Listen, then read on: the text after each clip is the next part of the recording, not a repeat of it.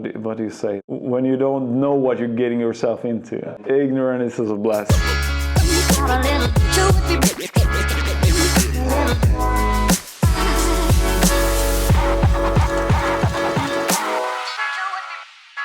My name is Daniel Ankarstrand and I'm a leather craftsman. I work with salmon leather, which is a byproduct from the fish industry. So I've always been working with these different kinds of creative tasks. I've been rebuilding bicycles, playing a lot of music, and then I found leathercraft like 10 years ago. And it was like a perfect match that I can do something creative, and then it just grew from a hobby to a full-time job that I've been doing now for 5 years.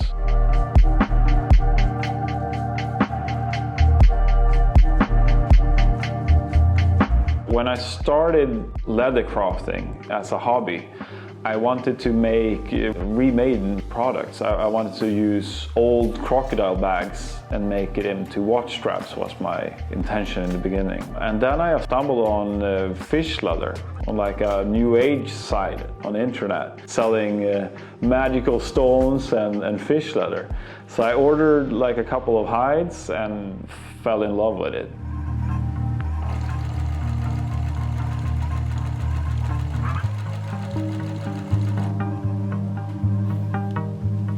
It has a story to tell with it that I really like.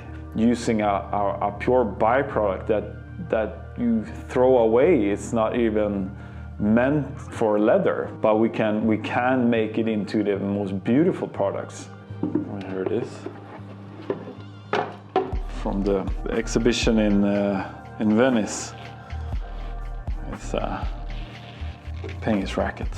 So the inside I made, it's a French goat leather, so you have this super sturdy and also shaped exactly as the racket. And then I put the goat leather on the actual racket and put the fish leather on it. A basic shape with salmon leather is for most people it's a new product, it's a new design, because the leather itself is an interesting, as for most people it's a new material to even see and talk about. I love this material and I want to show it to the world, because nobody really have heard about the leather. I mean, you have been using fish leather for thousands of years, so it's not new in that sense, but in this context it is pretty new. I learned this craft by books on the library and watching YouTube videos, you know. Today maybe I get a lot of questions about, you know, when I'm starting leathercraft, do you have any tips? Or I mean, how do you do the edge work?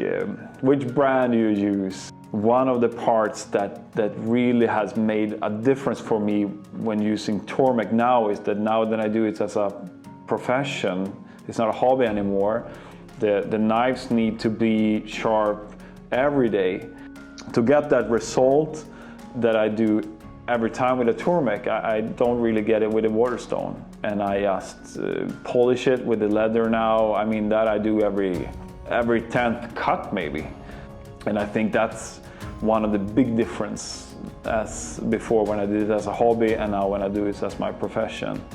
30% was also like, I love the tools. It's so important to have sharp tools. I mean, with whatever you do, but I mean, with working with leather, and if you have a newly sharp knife, it's fun. It's also, I mean, you can do it with a dull knife, but to just the pure joy also. I mean, it's to do it every day and to feel that you have the control that you have with a good knife.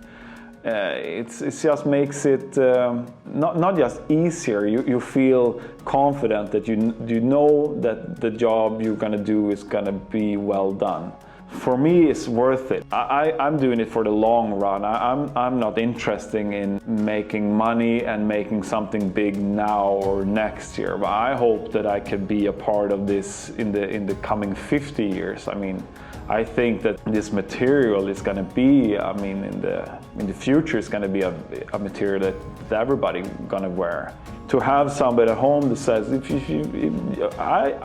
don't care if you make money on it now or ever.